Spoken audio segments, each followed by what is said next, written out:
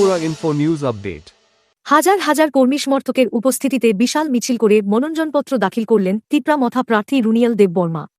ADC নির্বাচন 2026 এ 14 নম্বর বোধজংনগর কেন্দ্র থেকে তিপ্রামথা মনোনীত প্রার্থী রুনিয়াল দেববর্মা মোহনপুরের তুলাবাগান চৌমুহনী থেকে একটি বিশাল মিছিল নিয়ে মোহনপুর মহকুমা শাসকের কার্যালয়ে পৌঁছান এবং রিটার্নিং অফিসারের নিকট মনোনয়নপত্র জমা দেন।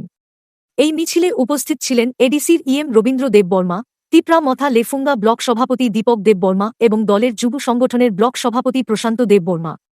তাঁদের নেতৃত্বে হাজার হাজার কর্মী সমর্থক অংশগ্রহণ করেন।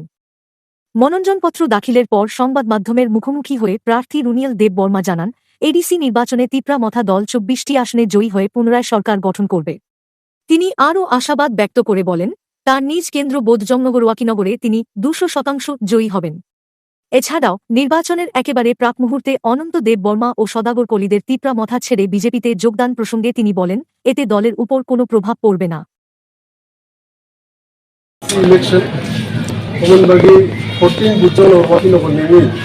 তিপ্রামথা পার্টি নিয়ে Mohanpur Abang asa tong kaya 200% sure Tipra Motha party বুচন ওয়াকিনগর প্লাই তো বুচন ওয়াকিনগর সারা তিপ্রাম 24টা সিট প্লাই candidate declare jaya ko baksa social media boy hnai tong bafra ro re na amor candidate একটা মিছিল ডিক্লেয়ার স্যার, নির্বাচনের একেবারে প্রাক মুহূর্তে ইএম অনন্ত দেববর্মা এমডিসি সদাগর কলই তিপ্রামথা দল ছেড়ে বিজেপিতে যোগদান করেছেন মুখ্যমন্ত্রীর উপস্থিতিতে। এটা আপনাদের এই নির্বাচনে কোনো প্রভাব পড়বে কিনা, যদি পড়ে কি প্রভাব পড়তে পারে? প্রভাব পড়ছে না।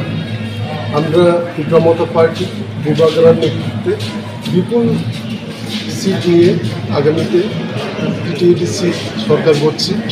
12 তারিখ ভোট গ্রহণ এবং 17 তারিখ রেজাল্টের দিনে দেখবেন তিপ্রামথা পার্টি কী করে, তিপ্রামথা পার্টি কটা সিটে জিতে। আমরা 25 থেকে 24টা সিটে আমরা জিতবো, এটাই আশা হবে। স্যার, তামনি বাগের পর তিনি বিজেপি জয়েনে রেখেছে অনন্ত দেববর্মা এমডিসি সদাগর অমলে সেলিয়া অম চিনি হাই কমান আমাদের সেলিয়া কোনো রকম বঙ্গবন্ধু বোঝা খেলা। Subscribe to Tripura Info and press the bell icon so that you never miss any latest updates and news on Tripura.